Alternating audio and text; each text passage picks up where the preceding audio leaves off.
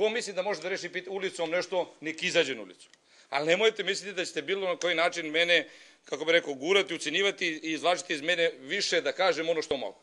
Znači, bio sam vrlo jasan. Para ima, ali je problem tehnički i bit će rešen. I mislim da to nije, niti može biti razlog za štrajk u postojećoj ekonomskoj situaciji.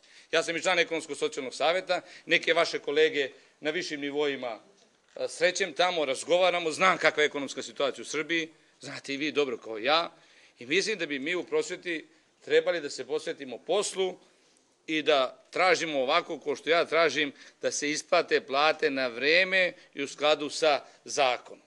A ako neko greši, da taj neko snosi posljedice toga. Jer ono je činjenica.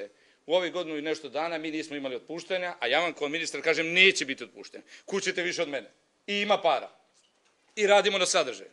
A ako neko misli na ulicu, nek izađe. I samo da vidim da li će ga javnost Srbije razumeti sa stanovišta motiva i povoda i rezultata.